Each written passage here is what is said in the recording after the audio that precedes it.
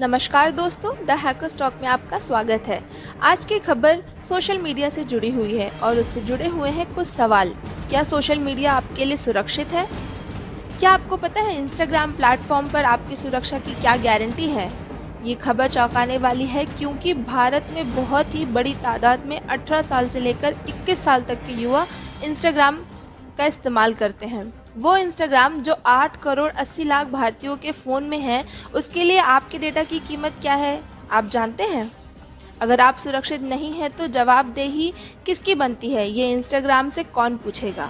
ये सवाल हम इसलिए पूछ रहे हैं क्योंकि हमारी ये रिपोर्ट एक सभ्य समाज में पहचान को लेकर है। इस रिपोर्ट को देखकर आप समझिए कि बिना इजाज़त आपकी तस्वीरें कहां-कहां इस्तेमाल की जा रही हैं या की जा सकती हैं। भारत में सोशल मीडिया पर ये तस्वीरें तेजी से वायरल हो रही हैं। इन तस्वीरों में लड़कियों को लेकर आपत्तिजनक बातें लिखी हुई हैं। ये बातें इतनी आपत्तिजनक हैं कि हम इन्हें स्पष्ट दिखा भी नहीं सकते। ये तस्वीरें इंस्टाग्राम के एक group chat boys locker room की है। इस ग्रुप में न सिर्फ लड़कियों की फ़ोटो अपलोड की जाती है, बल्कि तस्वीरों से छेड़छाड़ करके उन पर अभद्र टिप्पणियाँ भी की जाती हैं। कम उम्र की लड़कियों के बारे में अश्लील और अनैतिक हरकत की वजह से समाज में इस ग्रुप को लेकर बहुत चिंता है। माँ बाप, नेता और प्रशासन आशंका से भरे हुए हैं। अब सवाल ये उठता है कि इस ग्रुप की सच्चाई लोगों के सामने कैसे आई। दरअसल पूरे मामले का खुलासा वेस्ट दिल्ली की एक लड़की ने किया। लड़की ने इंस्टाग्राम पर पोस्ट करते हुए लिखा, दक्षिण दिल्ली के 17-18 साल की उम्र के लड़कों का एक ग्रुप है जिसका नाम बॉयज़ लॉकर रूम है, जहां कम उम्र की लड़कियों की तस्वीरों के साथ छेड़छाड़ कर आपत्तिजनक बनाया जा रहा था। मेरे स्कूल के 2 लड़के इसका हिस्सा हैं। इस लड़की ने उस ग्रुप के चैट के कुछ स्क्रीनशॉट शेयर किए जो देखते देखते वायरल हो गए और जब मामले ने तूल पकड़ा तो दिल्ली महिला आयोग भी एक्शन में आ गया। दिल्ली महिला आयोग की महिला अध्यक्ष स्वाति मालीवाल ने एक वीडियो पोस्ट के जरिए मामले की सुनवाई की और इस मामले में इंस्टाग्राम के साथ साथ दिल्ली पुलिस को भी नोटिस जारी किया। इंस्टाग्राम पे कुछ लड़कों ने एक ग्रुप बनाया है जिसका नाम है बॉयज लॉकर ग्रुप। इस ग्रुप में वो छोटी लड़कियों की फोटो सर्कुलेट कर रहे हैं, उनके ऊपर अभद्र टिप्पणी कर रहे हैं और यहाँ तक कि इस ग्रुप में वो मिलकर ये भी प्लान कर रहे हैं कि कैसे छोटी बच्चियों का रेप किया जाए। ये बहुत ही डराने और चौंका देने वाला है। दिल्ली महिला आयोग ने इंस्टाग्राम और दिल्ली पुलिस दोनों को नोटिस इशू किया है क्योंकि हम ये चाहते हैं कि ये लड़के तुरंत अरेस्ट होने चाहिए और इनके खिलाफ कड़ी से कड़ी कार्यवाही होनी चाहिए। इसके बाद दिल्ली पुलिस के साइबर सेल विभाग ने कहा कि बॉयज़ लॉकर रूम के इंस्टाग्राम चैट मामले में एक छात्र को गिरफ्तार कर लिया गया है और उसका मोबाइल भी जब्त कर लिया गया है और साथ ही इस ग्रुप में शामिल सभी 21 लोगों की पहचान भी कर ली गई है और इन सभी से पूछताछ की जाएगी। चौंका देने वाली बात तो यह है कि इनमें शामिल कुछ लड़के नाबालिग भी हैं। सोशल मीडिया में भी इस ग्रुप को लेकर काफ़ी चर्चा हो रही है। कई लोग इसकी आलोचना कर रहे हैं और चिंता भी जता रहे हैं, पर यह मामला सोसाइटी में कई सवाल खड़े कर रहा है। लड़का या लड़की किसी की भी तस्वीरों को लेकर अभद्र पोस्ट डालना या उन पे अश्लील कमेंट डालना कानूनन जुर्म है और इनके लिए आईटी एक्ट्स भी हैं। साइबर एक्सपर्ट पवन दुग्गल का कहना है कि लॉकडाउन के दौरान बच्चे ना ही अपने घरों से बाहर निकल पा रहे हैं और ना ही अपने माँ बाप से ज़्यादा बात करते हैं। ऐसे में इंटरनेट ही उनका सोर्स है और बीते 40 दिनों में संभव है कि ज़्यादातर बच्चे डार्कनेट पर गए हों। पवन दुग्गल के मुताबिक जो जानकारी सामने आई है उससे मालूम पड़ रहा है कि ज़्यादातर बच्चे नाबालिग हैं।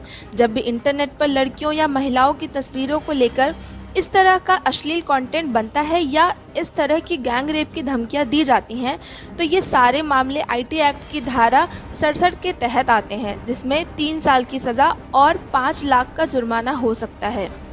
इसमें हम माइनर लड़कियों की मॉर्फ तस्वीरें भी देख सकते हैं जो कि चाइल्ड पोर्नोग्राफी में आती हैं।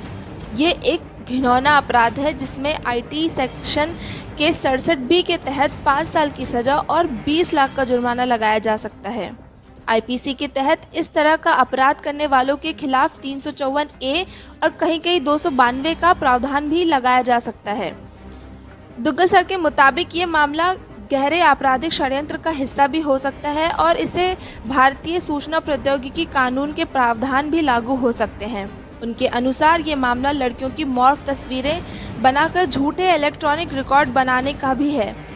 दुग्गल कहते हैं इसके पीछे 2 मकसद हो सकते हैं। एक तो लोगों को धोखा दिया जाए और दूसरा लड़की विशेष की इज्जत पर नकारात्मक असर डाला जा सके। वो बताते हैं कि अपराध भारतीय दंड संहिता के सेक्शन 468 व 469 के प्रावधान के तहत भी आते हैं। दिल्ली महिला आयोग ने बॉयज लॉकर रूम वाले मामले में नोटिस इशू किया था दिल्ली पुलिस को और इंस्टाग्राम को।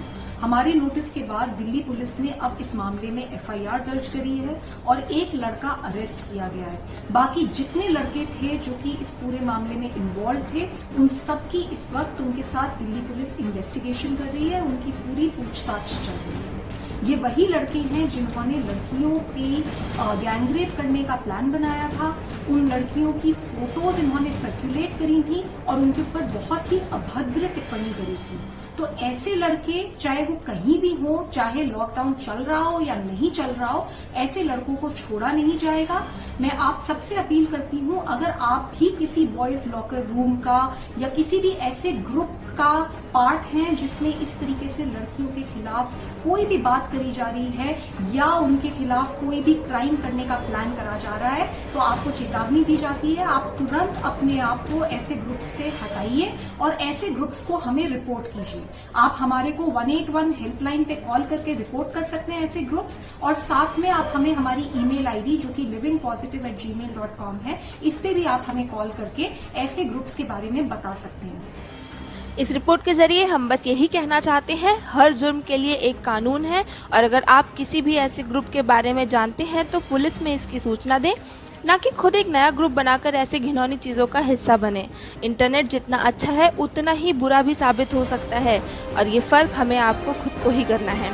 ये थी आज की रिपोर्ट। मिलते हैं अगले अपडेट के साथ। नमस्कार।